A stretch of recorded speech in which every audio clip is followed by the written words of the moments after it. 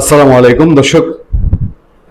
জুলাইয়ের সুবিধাভোগীরা যারা নিজেদেরকে জুলাই যোদ্ধা হিসেবে এখনো দাবি করে, মানে এখনো জুলাই ব্যবসাটা যারা রমরমা রাখতে চায় বা জুলাই ব্যবসা করে ইউনূস সরকারের কয়েকটা বছর, 1.5 বছর যারা একেবারে সাংঘাতিক রকম ফর্মে ছিল, এদের ভেতরে যে একটা ধরপড়ানি শুরু হয়েছে, এটা 2-3 জায়গা থেকে হইতে পারে। একটা হয়তো আওয়ামী লীগ আসার ভয়।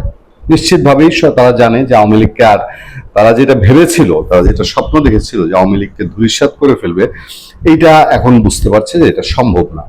ওই যতই রাজনীতির ময়দানে বা সংসদে, ফেসবুকে, তাদের আবার ফেসবুকটা বিশাল অস্ত্র, তো সমাবেশ করার মুরদ নাই, কোথাও জনসমাগম করার মুরদ নেই। ফেসবুকে যতই বক্তৃতা দেয় আওয়ামী লীগকে ঠেকানো হবে, শেখ হাসিনাকে ফেরানো হবে, হ্যাঁ, এটা যে তাদের আশায় গুড়ে বালি, তারা এটা বুঝে গেছে। ফলে আওয়ামী লীগ চলে আসলে পরে, ওই যে আমি এর আগে একটা আলোচনা বলছি, সমস্যাটা এখন এত তীব্র জায়গায় চলে গেছে যে আওয়ামী লীগ ফিরলে পরে এদের যান নিয়ে টানাটানি যারা দেশে আছে।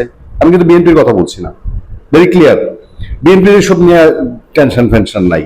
হ্যাঁ, আওয়ামী লীগ বিএনপি একজন আরেকজনের নিয়ে অত টেনশন নেই।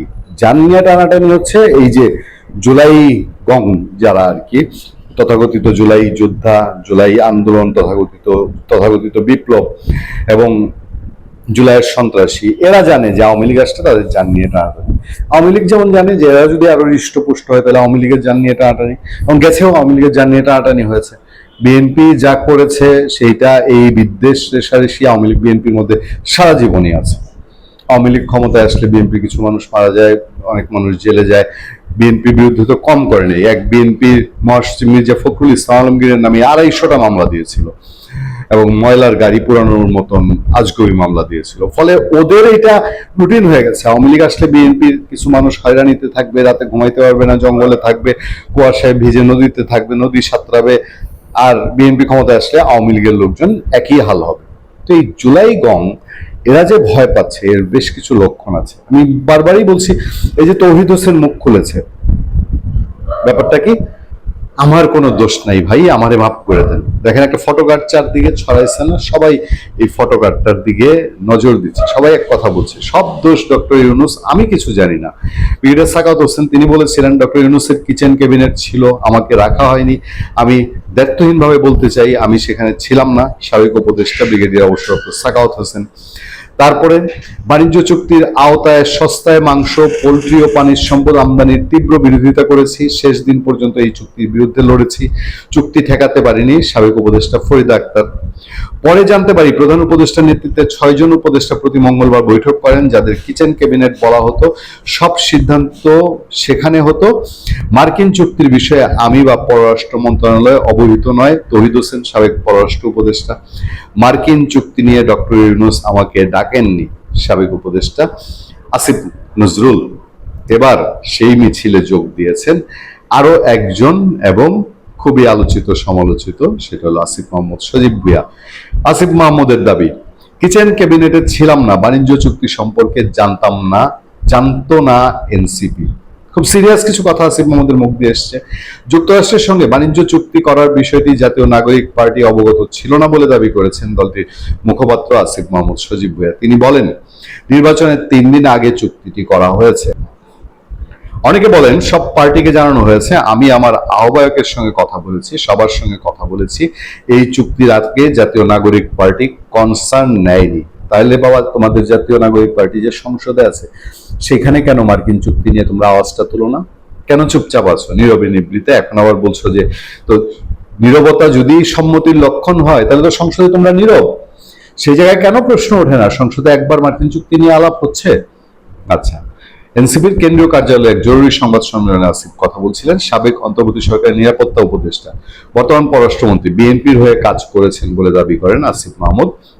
তিনি বলেন, এই চুক্তির জন্য 3 মাস সময় দেওয়া হয়েছিল, কিন্তু সরকার 1 মাসের মধ্যেই চুক্তিটি করলো। আরো কিন্তু 2 মাস সময় ছিল। অনেক সময় আমরা শুনি তিনি তো বিএনপির সঙ্গে সমঝোতা করে অন্তর্বর্তী সরকারের কাজ করেছেন, মানে খলিলুর রহমানের কথা বলেছে। তিনি বিএনপির সঙ্গে সমঝোতা করে এই চুক্তির দায়টা অন্তর্বর্তী সরকারকে দেওয়ার জন্য নির্বাচনের 3 দিন আগে তড়িঘড়ি করে চুক্তিটা করলেন কিনা, এই প্রশ্নটা জনমনে আছে। যুক্তরাষ্ট্রের সঙ্গে বাণিজ্য চুক্তি বিএনপি করেছে বলে দাবি করে আসিফ মাহমুদ বলেন, যুক্তরাষ্ট্রের সঙ্গে বাণিজ্য চুক্তি বিএনপি করেছে বলে দাবি করে আসিফ মাহমুদ বলেন, আমরা মনে করি এই চুক্তিটা বিএনপি করেছে। নির্বাচনের 3 দিন আগে বিএনপি তাদেরই বর্তমান পররাষ্ট্রমন্ত্রীকে দিয়ে এটা অন্তর্বর্তী সরকারের ঘাড়ে চাপিয়ে দিয়েছে, আর তারা এখন বলছে এই চুক্তি নিয়ে এখন কিছু করার নেই, এটি আগের সরকার করেছে। সম্প্রতি অন্তর্বর্তী সরকারের সাবেক উপদেষ্টা কিচেন ক্যাবিনেট নিয়ে কথা বলেছেন। আসিফ মাহমুদ এই কিচেন ক্যাবিনেটে ছিলেন কিনা সাংবাদিকদের এই মন প্রশ্নের জবাবে তিনি বলেন, এটা আমিও বলেছি কিচেন ক্যাবিনেট ছিল, তবে আমি এই ক্যাবিনেটের সদস্য ছিলাম না। আমরাও গতকাল যে আলোচনা করেছি আপনাদেরকে জানিয়েছি, আসিফ মাহমুদ ওই কিচেন ক্যাবিনেটে ছিল না, সে ছিল মাঠের খেলোয়াড় হিসেবে। সোমবার দেশের একটি বেসরকারি টেলিভিশনে দেওয়া সাক্ষাৎকারে সাবেক পররাষ্ট্র উপদেষ্টা তৌহিদ হোসেন জানান, অন্তর্বর্তী সরকারের গুরুত্বপূর্ণ সব সিদ্ধান্ত কিচেন ক্যাবিনেটের থেকে আসতো। এই ক্যাবিনেটে 7 সদস্য ছিলেন যারা প্রতি মঙ্গলবার বৈঠক করতেন।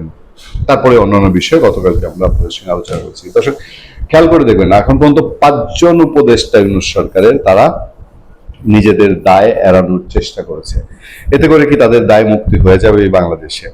এই বাংলাদেশের মানুষ কি জবাব নিবে না যে যা যা অন্যায়, অপরাধ, অত্যাচার, নির্যাতন করেছে তার প্রত্যেকটার ভাগিদার ইউনূস সরকারের প্রত্যেকটা উপদেষ্টা?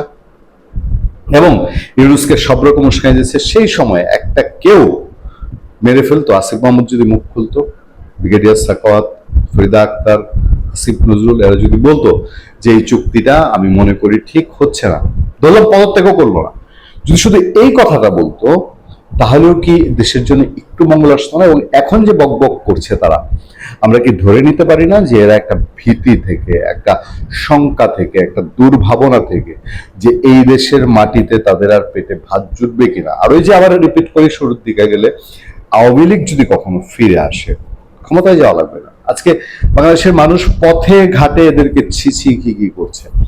আজকে আমরা একটা ভিডিও ছড়িয়েছে, দেখলাম মানুষ বলছে যে বহু করেছিস, আর করবি না, আর যদি করিস তো খবর আছে। সমন্বয়ক, আহ্বায়ক, এই পরিচয়ে দেশের প্রতিটা আনাচে কানাচে মানুষকে ত্যক্ত বিরক্ত করে ফেলেছে, এবং তাদের উপরের শেল্টার হিসেবে ছিল এই উপদেষ্টা, যারা এখন শুধু কোন রকম বলছে আমি তো এটার মধ্যে ছিলাম না, আমার কোনো দোষ নেই। আপনারা দেখেছেন আমাদের এখানে সম্মানিত আলোচকরা আলোচনা করতে এসে বলেন পাকিস্তান যে গণহত্যা বাংলাদেশের উপর করেছিল সেটারও দায় পাকিস্তানের সামরিক কর্মকর্তারাও নিতে চায়নি, একজন আরেকজনের উপরে দোষ চাপাতো। এই পাকিস্তানের প্রেতাত্মা ইউনূস সরকার এখন আবার তারা নিজেরা বাঁচার জন্য একে অন্যের প্রতি দায় চাপানোর একটা প্রতিযোগিতায় নেমেছে। ভালো থাকবেন, সুস্থ থাকবেন। আপনাদের সাথে আমি আতিক রহমান, পূর্ণিয়া।